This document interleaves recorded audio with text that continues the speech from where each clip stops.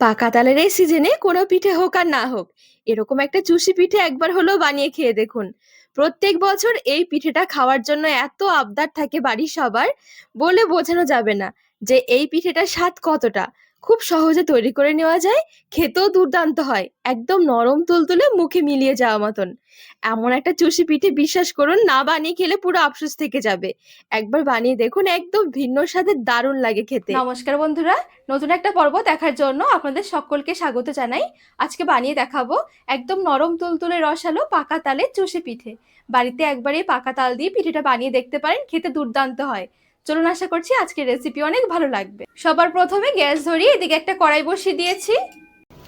এবারে এদিকে একটা কাপ মেপে মোটামুটি 1 কাপের মতন আমি একটু নিয়ে নিচ্ছি তালের কাঁধ। এই দেখুন 1 কাপ নিয়েছি। তালের কাঠটা বেশ ঘন রয়েছে, তো সেই জন্য অল্প একটু জল দিয়ে দিচ্ছি।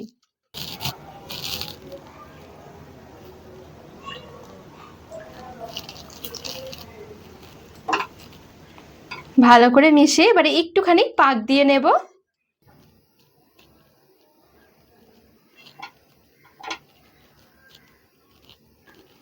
টেস্ট ভালো আসার জন্য এখানে মোটামুটি একটু দিয়ে দিচ্ছি কোরানো নারকেল। নারকেলটা একটু মিহি করে কোরাতে হবে। সামান্য লবণ,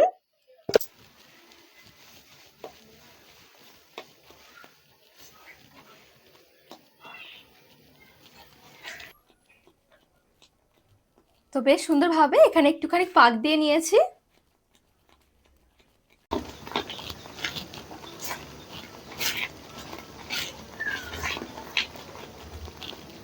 আঁচটা একদম হালকা রেখে 1 কাপ দিয়ে দিচ্ছি সুজি।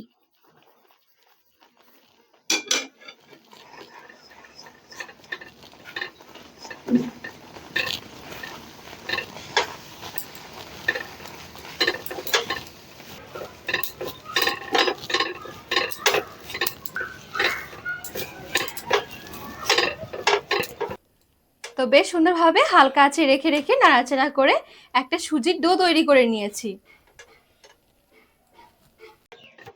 তো এই দেখুন এখানে বেশ সুন্দরভাবে একটু টাইট করে ডোটা বানিয়ে নিয়েছি। এবার ডোটা থালায় নামিয়ে নিচ্ছি, হালকা একটু ঠান্ডা করে নেব।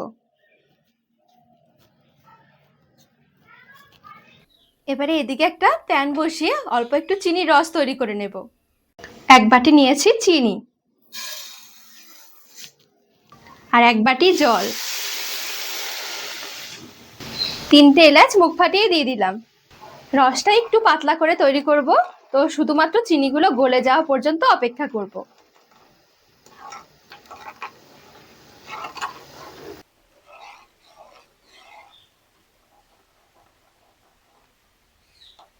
চিনি গলে গিয়ে রসটা সুন্দরভাবে ফুটে উঠেছে।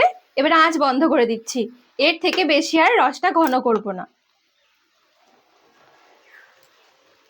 এবারে নামিয়ে ঢাকা দিয়ে সাইডে সরিয়ে রাখবো। আর এদিকে যে সুজির ডোটা বানিয়ে রেখেছি, তো হালকা একটু ঠান্ডা হয়ে গেছে, হাতে ধরার মতন। আবার কিন্তু পুরোপুরি ঠান্ডা করলে হবে না, তাহলে কি শক্ত হয়ে যাবে, মাখাতে অসুবিধা হবে। এবারে হালকা গরম থাকতে থাকতে হাত দিয়ে ভালো করে ঠেসে ঠেসে মেখে নেব।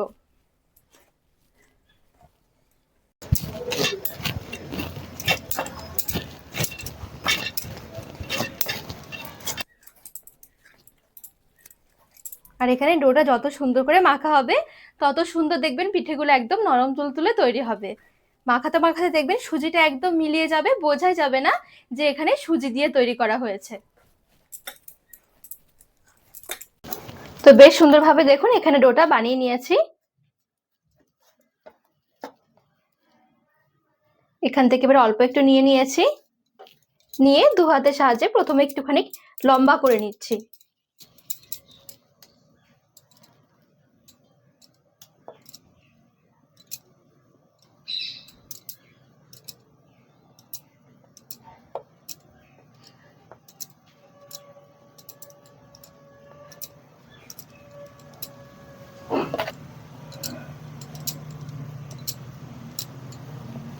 এই দেখুন প্রথমে এরকম করে নিয়েছি, এবারে জাস্ট ঠিক এরকম করে বানিয়ে নিচ্ছি।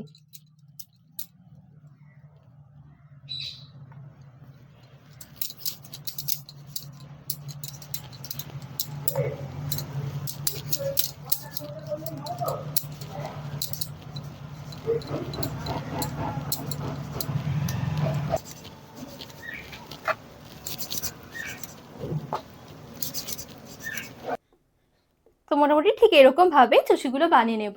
আপনাদের যেরকম সুবিধা মনে হবে সেরকম ভাবে তৈরি করতে পারেন।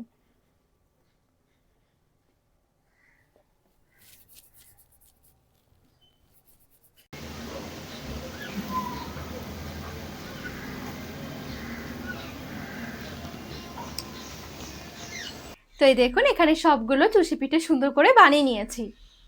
এদিকে দেখুন কড়াইয়ে বেশ খানিকটা তেল সুন্দর করে গরম করে নিয়েছি। গরম করে গ্যাসের আঁচটা একদম হালকা করে রেখে দিয়েছি। এবারে বানিয়ে রাখা চুষি পিঠেগুলো অল্প অল্প করে তেলে ছেড়ে দিচ্ছি।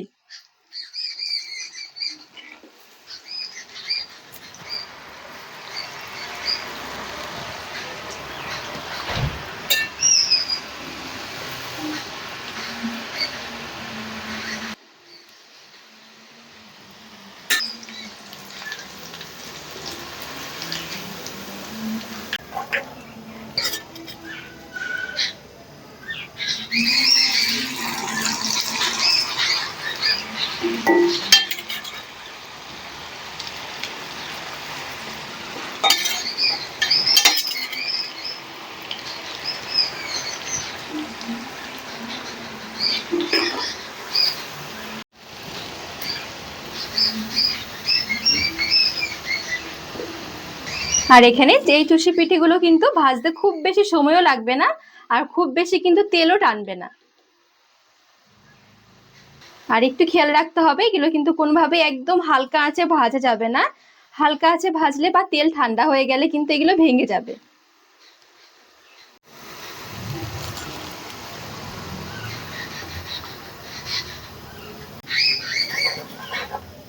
তো বাকিগুলো ঠিক আমি একইভাবে ভেজে নিচ্ছি।